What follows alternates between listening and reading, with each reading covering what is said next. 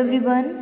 Today we will discuss about chapter 10 from Moments book from class 9th, and the name of the chapter is The Beggar. And this chapter was written by Anton Chekhov. Now let us see what is there in the chapter. Advocate Sergey is detained by a beggar one day.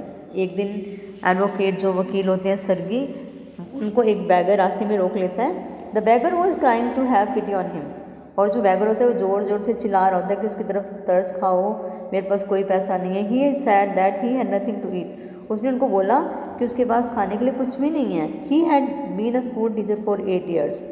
वो उनको बोलता है कि वो 8 years तक एक school teacher था, लेकिन कुछ लोगों ने उसके खिलाफ कुछ कॉन्स्पिरेसी की, कुछ षड्यंत्र रचा और वो फिर वहाँ से ही लॉस ऑफ प्लेस, और उसने फिर वहाँ से अपनी जो प्लेस है वहाँ से खो दिया और वो वहाँ से आ गया. The bagger is describe. अब देखते हैं कि बैगर किस तरह का है दिखने में. The beggar was in rags.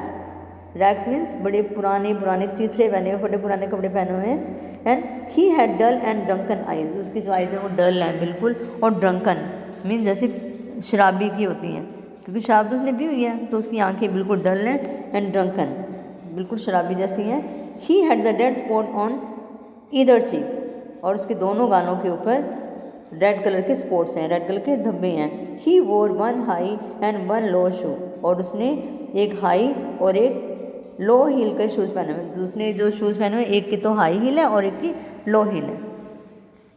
सर्गी recognise a bagger. अब जब वो देखता है ना शूज़ की तरफ कि इसने एक हाई हील का शूज़ पहना है, एक लो हील का शूज़ पहना है, तो सर्गी उसको पहचान जाता है. He told him that he had met him in Sadovaya Street. वो उसको बोलता है कि मैं तुम्हें पहले भी स्वोदिया स्ट्रीट में मिल चुका हूँ. Then he had called himself a student. और उस टाइम में तो उसने अपने आप को एक स्टूडेंट बोला था. उस टाइम उसने बोला था कि मैं तो एक जगह पे स्टूडेंट था, लेकिन मुझे वहाँ से स्कूल से किसी कारण से वहाँ से निकाल दिया. Sergei warn him that he would send for the police. और सर्गी उसको वार्निंग देता है कि तुम इस तरह झूठ बोल बोल के लोगों की सिंपैथी लेते हो, भीख मांगते हो, मैं पुलिस को बुला लूँगा. The bagger admitted and told the truth. जो बैगर है वो बात मान लेता है कि हाँ ठीक है मैं झूठ बोलता हूँ. वो कहते कि अगर मैं झूठ नहीं बोलूँगा ना तो फिर मेरे को nobody will give me alms. मेरे को कोई भी भीख नहीं देगा, और फिर मैं किस तरह से जीऊँगा.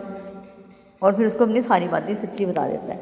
सर्गी put him to work. The beggar asked Sergei for work. अब क्योंकि वो शर्मिंदा हो जाता है बिल्कुल कि मैं ऐसे करता हूँ, तो वो उसको बोलता है कि चलो मेरे को कोई काम बता दो, मैं काम कर लूँगा. अब उस जो बैगर होता है सर्गी से पूछता है. Sergei asked the beggar to chop wood for him when he asked for work. अब सर्गी उसको बोलता है कि तू मेरे घर में आके जो चॉप वुड मीन मेरे जो वुड काट देना मेरे घर में आके, क्योंकि वो लोग जो वहाँ पे ठंड बहुत होती है तो उनको फायर प्लेस में लगानी पड़ती है, और घर का काम भी करने के लिए तो वुड चाहिए होती है. तो वो लकड़ी को तो आगे चीर देना, उसको काट देना. The beggar agree to do that work. जो बैगर होता है वो राजी हो जाता है, कहता है ठीक है मैं काम कर लूँगा ये वाला, दो अनविलिंगली, लेकिन उसकी कोई काम करने की इच्छा नहीं होती है. The beggar was taken by Sergei servant Olga to the shed. जो बैगर है उसको सर्गी की माँ में ऑलरेडी एक सर्वेंट होती है ओल्गा, उसके पास उसको एक शेड में लेके जाता है. And he had to chop woods there. Sergei could see Olga and the beggar in the shed. अब वहाँ पे उसको वुड पड़ी थी, जो मोटी मोटी वुड्स पड़ी थी, मतलब मोटी मोटी लकड़ियाँ पड़ी थी, और उसने उनको चीर के छोटा छोटा बनाना था ताकि वो उनको आराम से उनमें आग लग जाए. तो सर्गी ने ओल्गा को और बैगर को शेड में देखा. उनको वहाँ से अपने रूम में से देख सकता था, तो इसलिए उसने वहाँ से उसको देखा. And the beggar readies for work. Olga gave the beggar an axe. अब क्योंकि लकड़ी काटने के लिए एक्स की ज़रूरत पड़ती है, कुल्हाड़ी की ज़रूरत पड़ती है. And but seeing the expression on his face she scolded him. लेकिन उसके अंदर काम करने की तो बिल्कुल भी इच्छा नहीं है ना, तो उसके जब उसने एक्सप्रेशंस देखे कि काम नहीं करना चाहता, फिर उसने उसको डांटा. The beggar put a billet of wood between his feet. और जब देखो हम जब लकड़ी काटते हैं तो अपने पैरों में उसको पहले प्रेस करते हैं ना, तो उसने भी एक जो बड़ी सी लकड़ी उठाई उसको अपने पैरों के बीच में फिक्स किया. Then he stuck it feebly with his axe. फिर उसने उसको बिल्कुल अपने हल्के हाथों से, फीबली मीन्स अपने कमज़ोर हाथों से उसको स्टक किया, मीन्स उसके ऊपर एक से उसने चोट पहुँचाई. The billet fell down. और जो लकड़ी थी वो वहाँ से नीचे गिर गई। Meanwhile Sergei went away. अब इसी दौरान सर्गी चला जाता है। He had set a drunken and spoiled man at work in court. तो वो उसको बड़ा तरस आता है कि उसने एक ड्रंकन और एक जो स्पॉइल्ड, जो बिल्कुल बेकार आदमी हो चुका है, उसको काम पे लगा दिया इतनी ठंड में। He began to feel sorry for it, और उसको इस बात के लिए वो सॉरी फील करता है, उसको बड़ा दुख होता है। The beggar is given various kind of work. अब सर्गी उसको बोलता है कि हर you can come here every month. Okay, तो Sergei found work for the beggar. जो सर्गी है उसके लिए काम ढूंढता है। The beggar would cut the wood for first of every month. जो बेगर है वो हर महीने के पहले दिन आता है वहाँ पे और अपने सारी वुड कट करके चला जाता है। He would also shovel snow. वो वहाँ पे क्योंकि जो फॉरेन कंट्रीज में बर्फ़ पड़ती है तो वहाँ से वो शोवल मीन्स फावड़े के साथ में वहाँ से जो स्नो को भी पीछे करता है। He could be dust out of the racks and mattresses. फिर वो क्या करता है, गद्दों में से और जो तलाइयाँ वगैरह होती हैं उनमें से जो उनकी डस्ट भी झाड़ता है। मीन्स उसको बहुत सारे काम करने के लिए दे दिए जाते हैं अब घर में। He would pull the wood shed in order. He would put the wood shed in order. वो जो वुड शेड है, लकड़ियाँ इधर उधर बिखरी हुई हैं, तो वो उनको भी सेट करके लगाता है।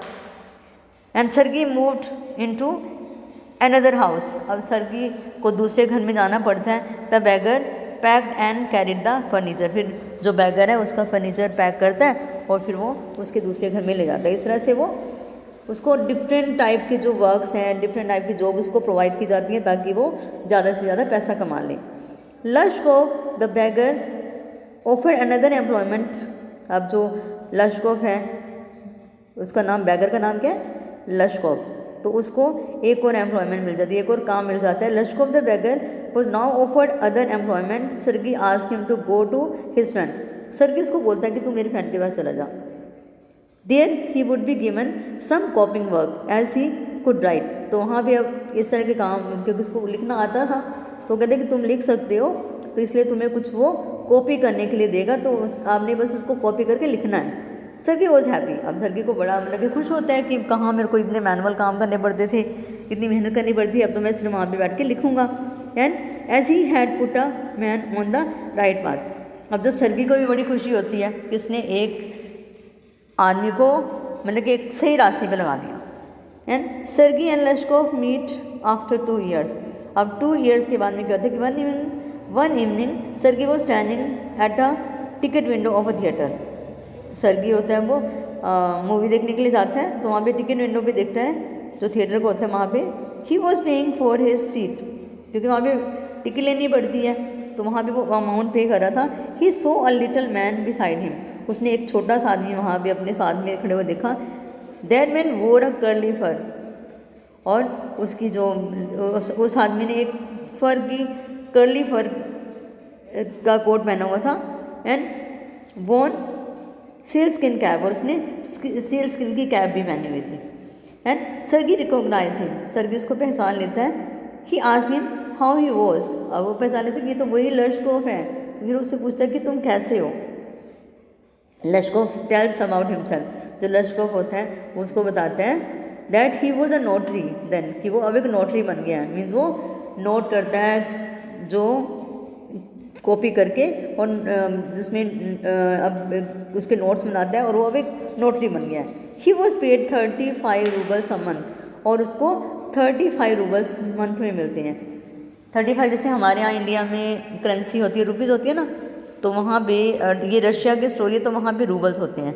तो rouble is equal to 1 rouble is equal to 100, और जैसे 1 पाइस को वो बोलते हैं 1 पाउंड्स।